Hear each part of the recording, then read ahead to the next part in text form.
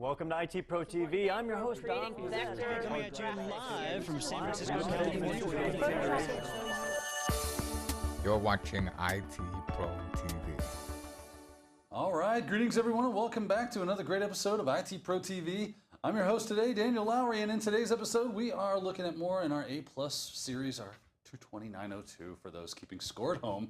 Joining us back in the studio yet again, lending his expertise to us on that topic, our good friend, Mr. Wes Bryan. Wes, welcome back, man. How's it going? Man, it's going great. Great to be here, and that's right. We are, well, we're diving into other operating systems today, and I'm kind of glad I got Dan with me, and let's see which side of the river we're on here. Yeah. I'm glad I got Dan with me because, well, one of the operating systems we're going to talk about, he's got a lot of experience, so, you know, usually you're like, glad to have you here. Well, I'm actually glad to have Dan here today on this one, because we're going to be talking about, well, the Mac operating system. One of the things that they call out, and it's so good to see. In the earlier days of the A+, everything would be Windows. That's about all you would ever see was just the Windows operating systems. But let's face it, while Windows does still have a very large share, if you will, market share when it comes to the enterprise environment, you're seeing a lot more popularity and, you know, a really good bit of popularity in the Mac operating system and then, well, Linux operating system. And when it comes down to it, a lot of people might be running Linux in a lot of different applications and they don't even realize it.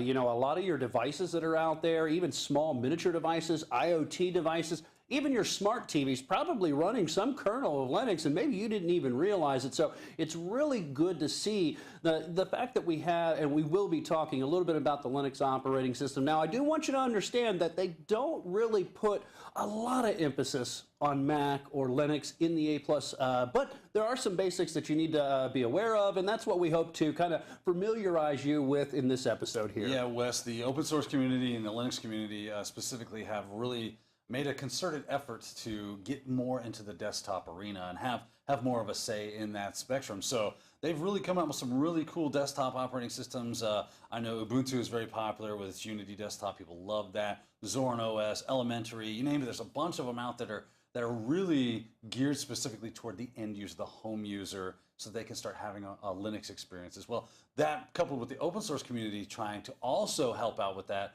making software that end users and not necessarily business or server people would want or care about, but someone at home wanting to get into an internet experience, have that suite of software that they're used to in a more traditional Windows maybe environment.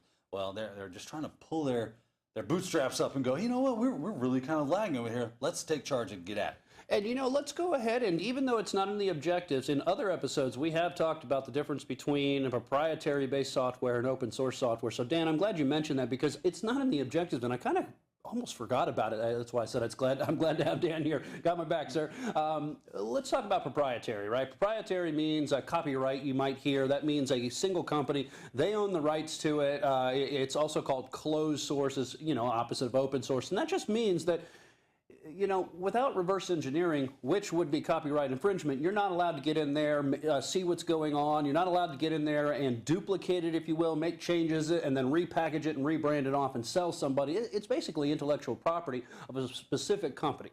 Versus open source. Open source software is a little bit different in the fact that the Richard Stallman, which was primarily considered like the godfather, if you will, the initial open source movement, calls it and coined the phrase copyleft, and it just means that the code is freely available for you to look at. And in fact, you can look at it, you can modify it, you can make changes to it, and then you can freely redistribute it. Now, understand that open source does have some things that you got to be careful. It doesn't mean that just every part of open source software is going to be free. In fact, Dan corrected me on something that I was talking about because I'm so used to saying, okay, well, third-party software, right? That just means you go outside of Linux. But, you know, Dan, you mentioned before we even talked, right, the Linux kernel is really what's open source, and then all these pieces that we add to it after the fact when you mention different distros and stuff, that's really controlled by a specific community, right? Yeah, I mean, they can be open source as well. They can use that copyleft if they feel like it. Typically, you'll see it as the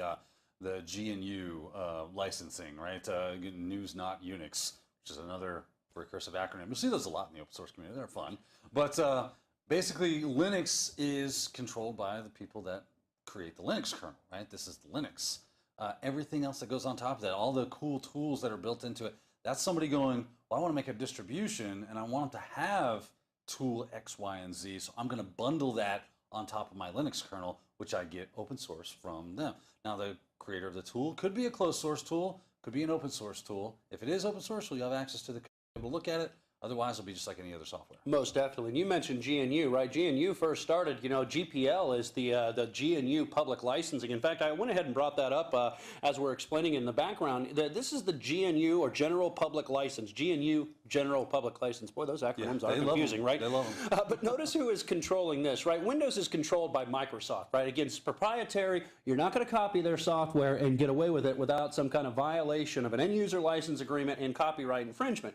However, when you're using things that fall under the GNU, or the GPL more specifically, right, you are bound to a license, but notice what it says. It's the Free Software Foundation. So just keep that in mind. A lot of times what you'll find is that in these open source based distros, in Linux they call them distros, right? We call them versions of Windows, and within each version of Windows we have different editions. Well, the different flavors of the Linux operating system, we're really talking about distributions, right?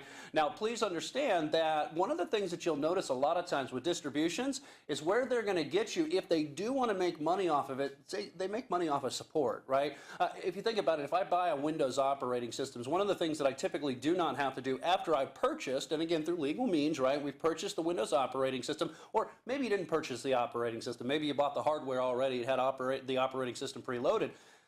I typically don't have to pay for updates after that, right? I don't really have to pay for a lot of additional things that are going to be, supported in the operating system. There could be a potential that if you do have different distributions of Linux flavors, that you might end up having to pay for the long time support. Now, not saying that that's everything, but if you look at something like Red Hat, right? Red Hat it's a Linux-based distribution, but it is an enterprise-level operating system, and they do make some good, pretty decent money. It's a pretty big foundation, right, for the support that they provide for it, because of the fact of the stability and a lot of the research that they put into making sure that that distribution maintains the stability inside of an enterprise-level environment. Now, that's a little bit about the Linux operating system, and we could go even further. We could talk about Linus Torvalds. I mean, for a bit there, Linus Torvalds was the inventor of Linux, and he liked Unix. And back, I want to say 90-ish, late 80s. He was in college, right? He was operating, I think, on Sun Solaris, Sun Microsystems-based Unix operating systems, and he loved it so much that he wanted his own. He wanted his own, and there was a lot of PC devices in his native country, but there wasn't a lot of support for PC in general, right? Plus, those Unix-style operating systems are extremely expensive. So expensive that they're basically out of the hands of anybody that wants to play with them at home. So he was like, how do we solve this problem? What if I wrote an operating system that was very similar to the way Unix works, but was freely available? That's exactly it too, Dan, because he mentioned that to buy one of those Sun Microsystem-based Unix systems, you were talking about $5,000 to $7,000, and again, that gets kind of expensive. And one of the ways I believe, and take this with a grain of salt, but one of the ways I believe that like his university would get around it is the fact that they would let 14 or however many people use it in the morning, and then in the evening classes they would use, again, 14 people would you log into it. Now, that begs, what do you mean 14 people using an operating system? Well, this is where Unix-based operating systems, which essentially Mac OS even, and Linux operating systems are the derivatives of the earliest BS or Unix operating system that came out from Bell Laboratories in the late 60s, is that it is a true multi-user operating system. All right, now, what I mean by multi-user, you might say, well, wait a second, Wes, I've got a Windows machine and I've got a user account on it for my wife, for myself, for my kids. I got 3 kids and each one of them have an account. It's multi-user. Well, yes, but I want you to think about how each user has to use the operating system. What do I have to do? I have to log out, and then the other user logs in, right? And then they take control over their desktop. But what we don't have is multiple people logging into the same system at the same time using their own desktop simultaneously. That's multi-user. And that's one of the characteristics of a Unix operating system that definitely differs from the Windows environment, is the fact that you can have a single piece of hardware and each user can connect to that hardware and run their own isolated environment, have their own applications that are running. Again, a little bit different than what we think of when we think of in the Windows operating system.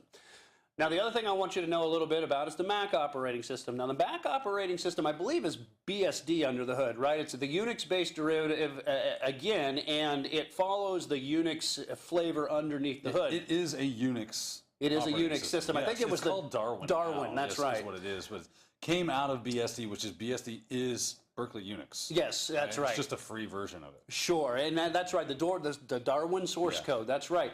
So understand that the Mac OS, if you will, is a proprietary operating system. Likewise, it doesn't follow the Linux GPL. So please understand there's a distinction, even though they both have their earliest DNA. Their DNA, if you will, does come out of the Unix, out of the Unix flavors now. So that's a little bit about the two different operating systems and kind of just a little walk down memory lane and a little bit of history behind it. Again, you guys that want to learn a little bit more about it, just go look at the history of Steve Jobs and Steve Wozniak, the original founders of Apple, and you can learn a lot about it. They were students, and in fact, they talked about seeing one of the very first graphical user interfaces, and believe it or not, prior to even Windows doing their desktop manager back in the early days, and they seen one that was wrapped around a BSD system, and they kind of knew that's the way the future was going.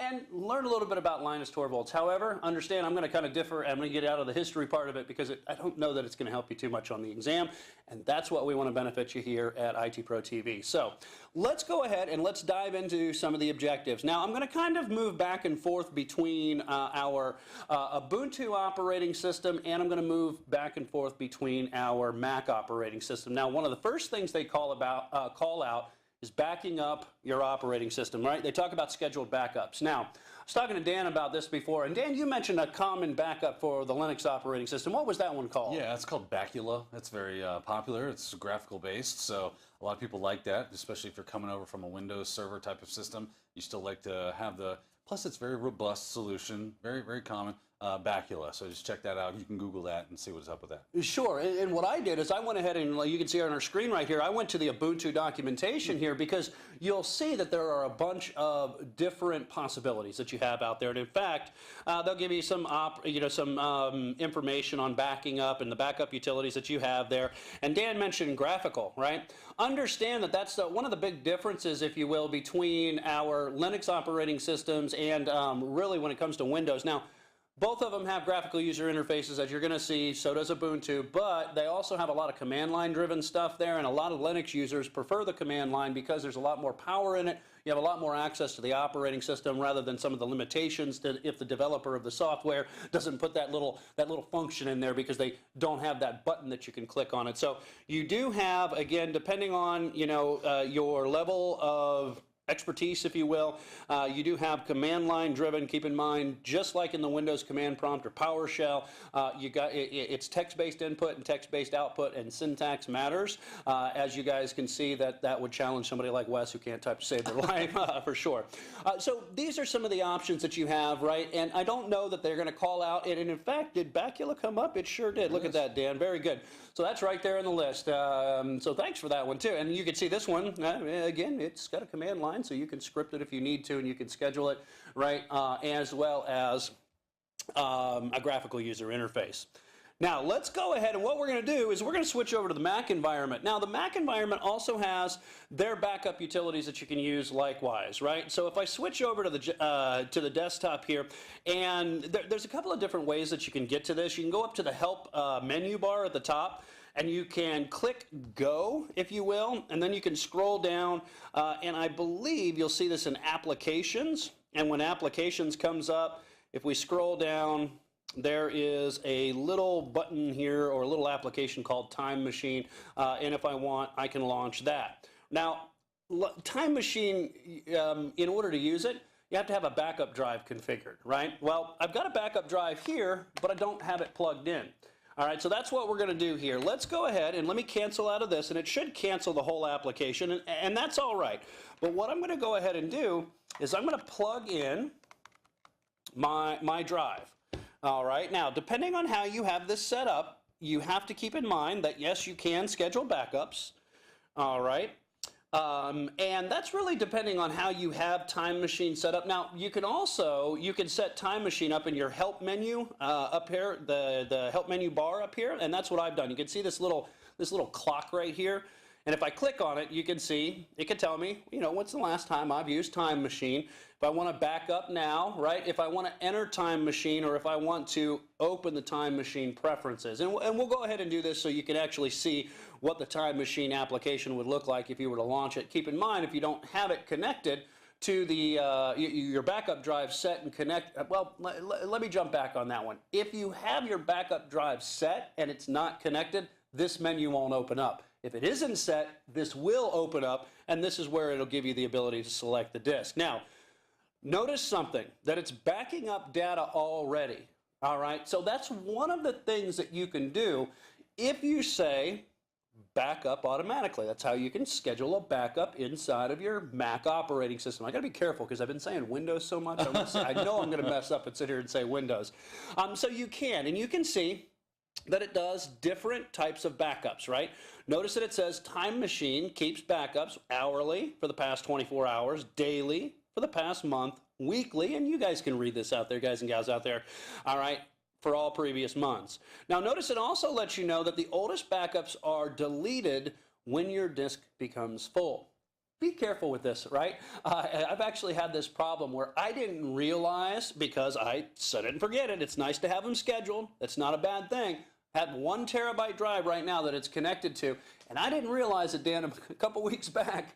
I plugged my drive in, and Time Machine started giving me a warning, said I had 50 gigs left. That's out of a 1 terabyte drive because I didn't pay attention to the fact that the moment I plug it in, it's scheduled to run its backups, and it essentially just filled up the entire drive until I didn't have any space left. So you were plugging in, plugging out, plugging in, plugging out, and it was taking a backup every time you reconnected that sucker.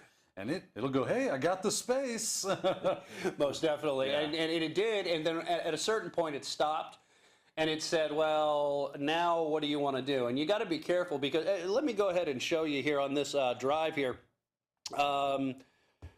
There's your backup file, you can see, or your backup folder, if you will. You can see backups.backupdb, and again, that's short for database. It doesn't like you to delete this file, right? So if I go in and I have other files, You don't like it to delete that file. you don't want it to, yeah, you don't want it to delete that file at all. But I will tell you, when it decided that it wanted to, it wasn't going to back up anything else. I tried to delete some old backups that it had in there, and it doesn't like that at all. So just pay attention. If you're going to schedule your backups, you want to make sure that you have plenty of drive space. So just pay attention to these. And if you start getting to where maybe the backups are full, just pay attention to your Time Machine preferences. So that's a great thing to have. It's good to have this here. Make sure that you use it. Just like in any other operating system, we keep backups as part of best practices and normal system maintenance, right? Now, speaking of maintenance, the other thing that they call out is disk maintenance. And there are a couple of different utilities, right? We'll talk about the Ubuntu one. We'll talk about, or in Linux, because there are different utilities depending on, whether you have a graphical user interface, whether you're going to be using something like the terminal here. But for the most part, what they're going to call out more so than anything, just because of the commonality of Ubuntu, is probably the graphical user interface. We'll talk about some of the command line interfaces, or terminal, if you will, command prompt. That's not command prompt, but command line terminal here coming up. Now, in the Ubuntu operating system, let me go ahead and get logged in here and kind of show you guys the desktop here. Again, you do have the ability that you can go to, and let me close out of this here. This is the Unity interface that Dan was mentioning earlier, right? And it's got a lot of cool features and functionality. It's got kind of like Mac does with its Spotlight search. If I'm in Mac, I can do a Spotlight search and search for anything within the computer applications as well. Well, the Unity desktop also has that too, which is kind of cool right there. Just basically just click the little Ubuntu icon. And if you type the word disks, you will see that you do have this utility here called disks, right? And that allows you to do some general disk maintenance, right? We can do partitioning, we can set up prepare drives, if you will. Now, keep in mind too, that it depends on how you have your file systems implemented. Whether you can do things like shrinking partitions, dividing partitions like we talked about in Windows. I believe it's you have to set up your disk with an LVM, a logical volume manager, to be able to manipulate these and resize these partitions. But we're not worried about that too much. But I do want you to pay attention. Up here, this little kind of like a lips button or 3 bars here, that's your settings. And that allows you to do many really, really cool things, right? So for instance, you can format a disk, if you will, kind of like we've mentioned here. You can also do it through the graphical user interface. You can do benchmarking, which is kind of cool. You can benchmark the drive. You want to see what the performance level of the drive is, which is kind of cool here. But other things that you can do too is if the drive supports the self-monitoring analysis and report technology, the smart technology, it'll allow you to do, again, provided that it supports it. You can see this drive doesn't have it, and you can do basically diagnostics to your drive too. So nice little utility to have. Keep in mind that I'm not sure, if they're really going to go into depth, but just know that in the Ubuntu operating systems, you do have disks as well as some other utilities too, right? That's one of the ones that when it comes to disk maintenance that we need to kind of be aware of. If we drop back down to our Mac operating system, we have one that's found a couple different ways. If I use the Spotlight search, it makes it a little bit, apparently it pulls up Time Machine. We can use the disk utility, makes it kind of easy to find anything. Now, what's that hotkey you're using to get the Spotlight search to show up? Great question there. That right there is your command, right? With the little, I don't know what you call the little icon on the command. To me, it looks like almost like a clover leaf. The clover leaf, yeah. Thank you. With the space bar, right? And that's a little keyboard shortcut, right? Just like if you were going to bring up the traditional run line inside of like Windows, you do a Windows key R. Think of command as kind of akin to what a Windows key is on a Windows keyboard, right? And that's all I'm doing is now I say the Windows key. I knew it was going to happen. It's the command key with the space bar. Now, there's another way that you can get to the Spotlight search, and you can actually kind of manipulate the way Spotlight search works. Let me go ahead and show you that here too. So if I go up to the help menu bar here and I click on the little apple, I can go to System Preferences, and up at the top row here you'll see Spotlight. So I do have the option that I could change, right, where, basically manipulating the Spotlight search if I want to, right? Only selected categories will appear in the Spotlight search results, right?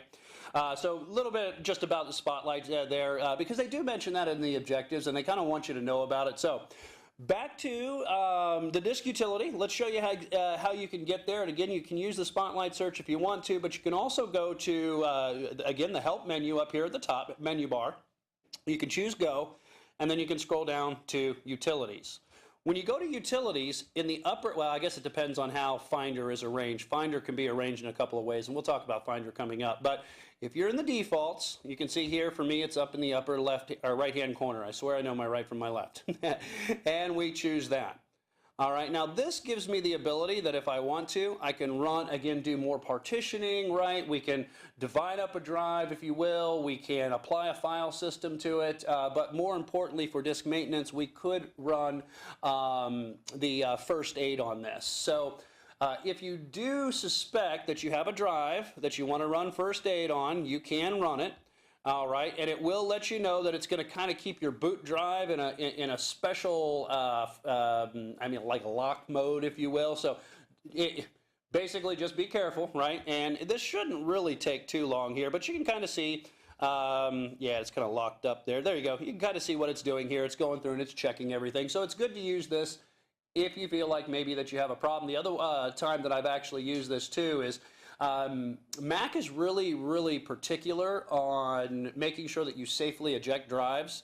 So much so that sometimes when if you don't safely eject a drive, when you go to plug it back in, you have problems, right? In fact, sometimes it won't even see it. And I've actually got to where, hey, it did see it because I for whatever reason, I replugged it in and it's seen it again, and I ran first aid on it right away just to make sure that I didn't have a problem. So let me go ahead just real quick as part of just, I know it's not really scheduled disk maintenance, but it is part of best practices here. If you haven't seen this, one of the things that you're going to want to know is right-click on a drive and choose Eject. Now, this is actually a partition drive, so it looks like 2 disks here. It's actually only 1 disk. I didn't make that mistake of letting Time Machine take up a whole terabyte. Yeah. I went ahead and partitioned it with the disk utility there. So you'll see that it should give me a little warning that says, wait a second here. This is a partition on disk that has 2 partitions.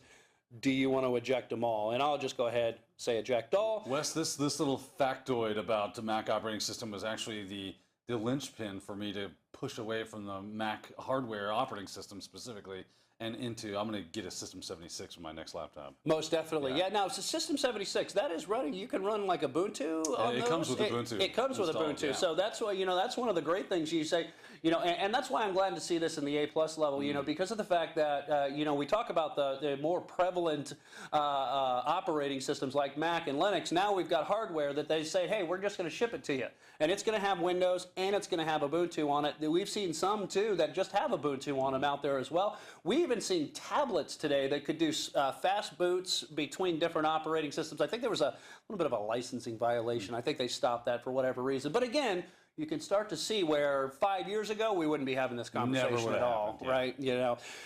All right, so that is a little bit about your disk management. I know we're running on up on a little bit short on time on this one. So one of the last things I want to just kind of briefly go over is they mentioned system updates, and when they talk about system updates, they also talk about the App Store.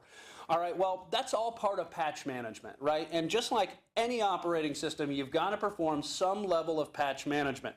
Now, if you're in an enterprise and a corporate environment, typically what you're going to be doing, and Dan, you've talked about this in other episodes, is you might be submitting a ticket, some kind of change or patch management that says, hey, we need this new update. All right, well, you need the update. Okay, have you tested it on the machines? Is it stable? Has it broken our line of business software? Is our line of business software that we just paid $70,000 for continue to work after you apply the update? So it's not as simple as just clickety, clickety, clickety, and you're done. Now, in a home environment, that might be exactly what you do, right? So keep in mind that patch management is, it's a systematic approach to applying system updates, firmware, and driveware updates to your systems to maintain stability and minimize the downtime, right? And I know that you've seen this before, in your line of business too. Yeah, you do enough of this stuff, you're going to see good plans go wrong, right? And obviously, patching and updating your systems is a good thing. It increases functionality, it closes security vulnerabilities, those types of things. Those are things we want. It's good, right? But every now and then, it just doesn't go the way we had hoped, and it can damage the system, damage other software, just cause general disarray inside of your systems. You'll have to roll back from that. That's where our backups come in very much handy, right? That's right. Let's go back to a previous state. Time Machine is fantastic for that. Doing any of the backup stuff that we have inside of our Linux utilities, also the same. And Windows is no exception either. You have to do it for all three of these types of systems. Most definitely. It's interesting that we put backups first. It's almost like we planned it that way. That's right. So let's go ahead and let's just take the last few minutes. We're going to definitely have to go into a part 2 because we got a lot of other great stuff to talk about. But let's go ahead and just show you where you would do updates. Now, I did call out drivers, and they also call out firmware. Understand in the Mac world, it's going to be all in one. All right, just understand that when Apple releases an update, they control all the updates. Why? Because they control the hardware too, right? And when I say proprietary, we're talking uber proprietary. It's not like PC, where there's a lot of different PC manufacturers that go to Microsoft and they license Windows to be put on operating systems, and you have a whole bunch of different potential hardware, right? It's really locked down to just Apple, doing this. So you're going to see it in the same location. A couple different ways that you can get to it. The endpoint is still the same.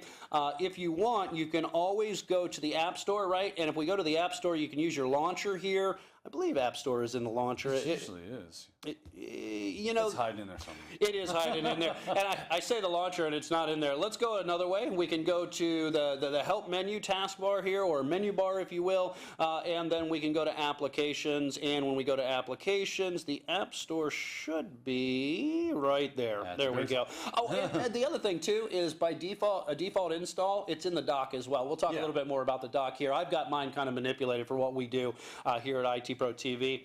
And I can launch this. And again, guys, we're not getting paid for any of the commercials that you might see here, so I do apologize ahead of time to maybe some of you developers out there and like, wow, we really need to get our app there on the front page. Yeah. But if you notice here, you have the update option. If I can zoom in here and get the help bar out of the way there.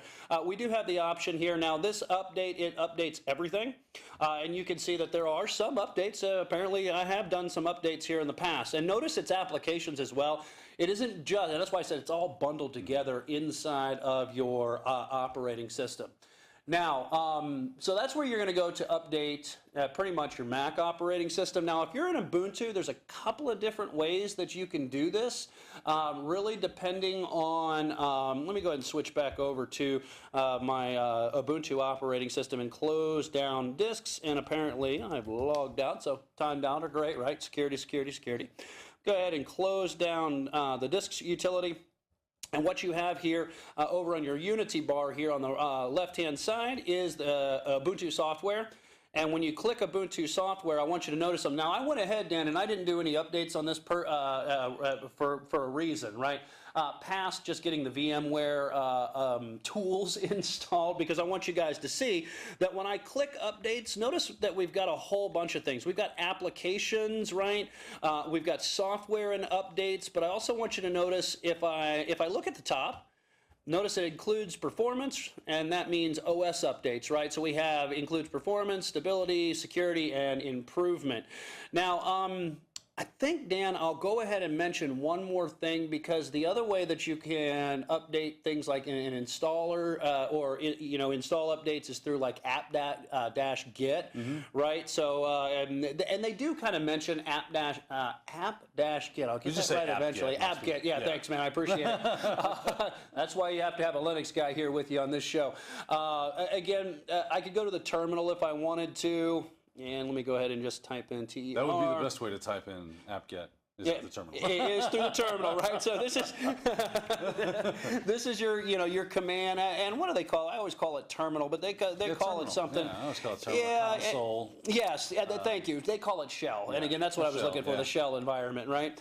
But let me go ahead. Technically, the Unity environment is also a shell. It's just a graphical shell. Right, exactly. So. Exam objectives, make sure you understand that, right? We always call it terminal, and because I'm usually in Windows, I'm always saying command prompt, even if it is just the terminal. But again, you can do app-get here. Now, I will tell you, if I try to do like an app-get install and open VPN, you might see that I get an error. And I believe this will throw me an error. And one of the reasons I believe is permission denied. All right, and that's because just like in the Windows environment, we talk about having a Windows administrator. Well, where do you think Windows got it from, right? They got it from the Unix, basically the Unix root user, and Linux is that derivative, still following that same architecture. So what you have to do is a super user do, or sudo, if you will. You do have to be the administrator, or you have to be root. We typically don't run in root, and I learned this from Dan. You never run in root, right?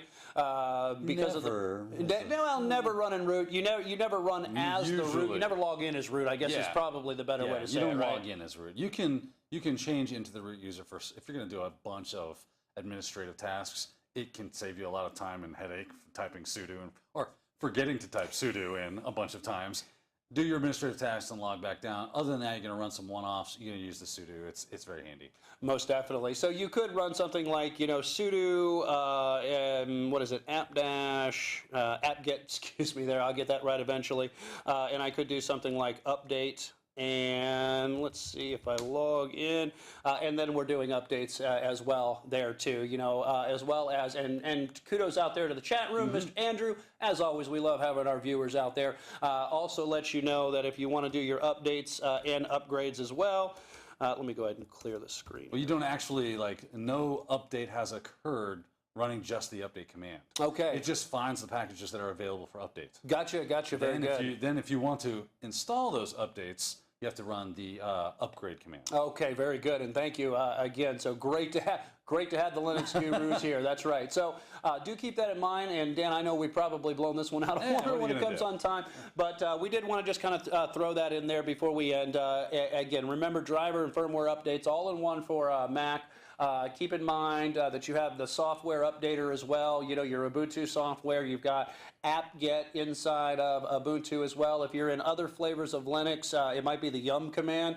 Again, so it really just depends on what Linux distro you are going to be in. But it does look like we're going to have to go into a part 2. All right, well, it's going to be a lot of fun. I know I've had a lot of fun so far. Hopefully you have as well. And just continue on with us down this roll of Mac and Linux fun, right? So join us for part 2. As for this one, we're going to go ahead and call it a day. Signing off for IT Pro TV, I've been your host, Daniel Lowry. And I'm Wes Bryan. And we'll see you next time.